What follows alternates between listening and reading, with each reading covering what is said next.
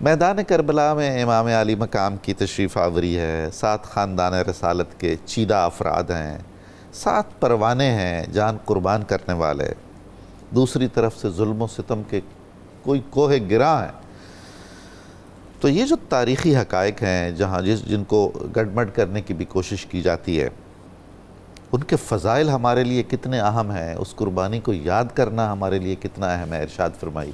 بسم اللہ الرحمن الرحیم۔ بہت شکریہ جناب والا، اور آپ نے بڑا ہی خوبصورت انٹرو عطا فرمایا، اللہ کریم قبول فرمائے۔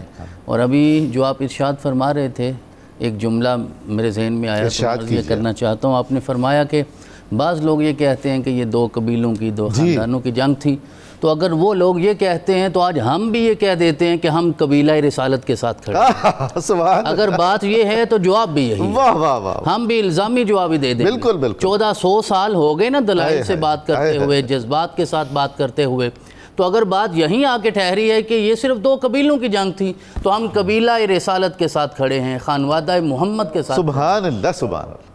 اور اگر یہ اقتدار کی جنگ بھی تھی تو پورے عثمانی ترکی میں حضرت امام حسین علیہ السلام کے ساتھ لفظ امیر المومنین لکھا جاتا تھا۔ حضور والا، لوگ کہتے ہیں کہ اس میں بھی ان کے ساتھ تھے، کہتے ہیں کہ سیاست تھی، تو ہم حضرت امام حسین کی سیاست کے ساتھ ہیں۔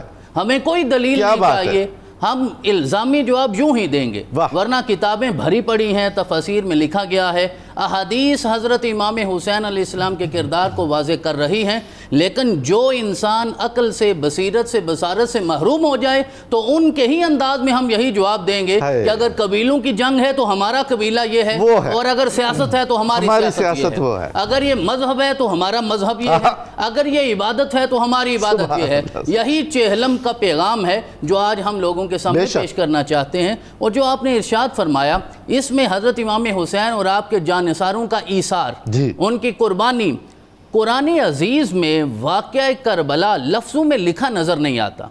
لوگ کہتے ہیں کہ ہر چیز ہے قرآن میں، تو بتائیے کہاں ہے واقعہ کربلا؟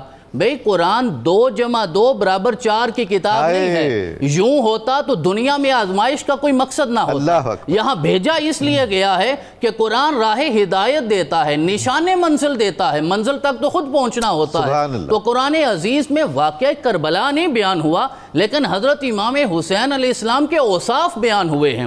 کربلا میں جو شہداء ہیں ان کے اوصاف کو قرآن نے بیان کیا ہے۔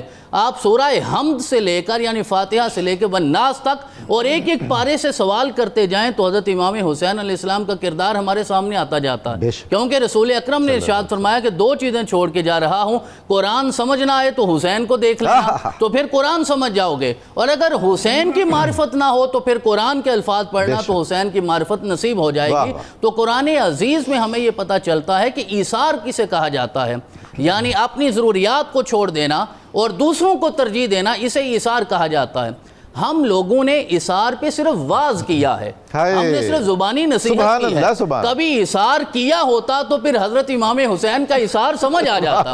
وَيُؤْثِرُونَ عَلَىٰ أَنفُسِهِمْ وَلَوْ كَانَ بِهِمْ خَصَاصَةٌ، اس امت کے لیے یا تو صرف حضرت امام حسن نے ایثار کیا ہے یا پھر حضرت امام حسین نے ایثار کروایا ہے۔ حضرت امام حسن علیہ السلام نے حکومت کو چھوڑا، سلطنت کو چھوڑا اور ایثار کا اظہار فرمایا، اور حضرت امام حسین نے تو پھر انتہا ہی فرما دی ہے۔ وَيُؤْثِرُونَ عَلَىٰ أَنفُسِهِمْ وَلَوْ كَانَ بِهِمْ خَصَاصَةٌ۔ کربلا میں ایسا نہیں تھا کہ حضرت امام حسین کو خود تو کھانے کو مل رہا تھا اور باقی لوگوں کو نہیں مل رہا تھا، یا حضرت غازی عباس کو تو کہیں سے مہیا ہو رہا تھا اور حضرت امام حسین پاک کو نہیں تھا۔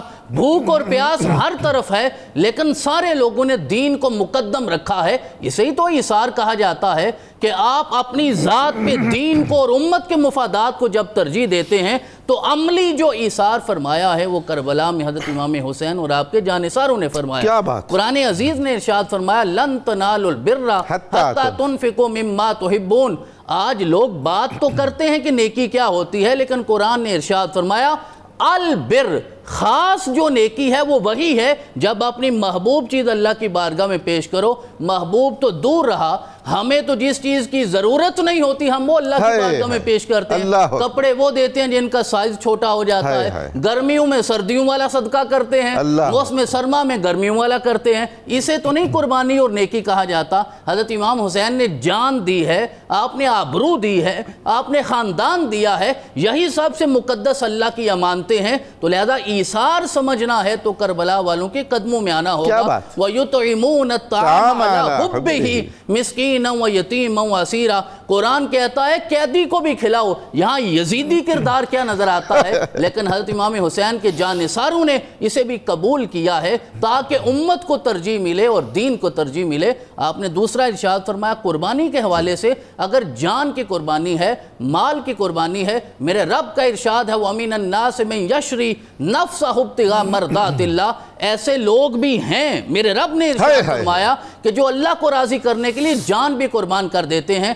حضرت صاحب تفسیر کبیر ارشاد فرماتے ہیں یہ آیت مبارکہ شب ہجرت حضرت امام حسین کے والد گرامی کے لیے, مولا کائنات شیر خدا کے لیے نازل ہوئی ہے. تو حضرت امام حسین نے, آپ کے بھائیوں نے, آپ کے بیٹوں نے, آپ کے بتیجوں نے, آپ کے بھانجوں نے, آپ کے وفادار ساتھیوں نے, جانثاروں نے کربلا میں بتایا ہے کہ یوں بیع نفس ہوتی ہے. نفس کو کیسے قربان کیا جاتا ہے. ان اللہ اشترى من المؤمنین انفسهم واموالهم بان لهم الجنہ. آج کوئی مومن اپنی جان اور مال کے بدلے جنت لے سکتا ہے, تو حسین نے تو سب کچھ ہی اللہ کی بارگاہ میں پیش کر دیا. یہ مسئلہ بھی آج حل ہو جائے. صرف قرابت کی وجہ سے وہ جنت کے سردار نہیں بنے. اللہ رب العزت نے اس وجہ سے انہیں بنایا ہے کہ ان کی قربانی سب سے اعلیٰ ہے, سب سے افضل ہے.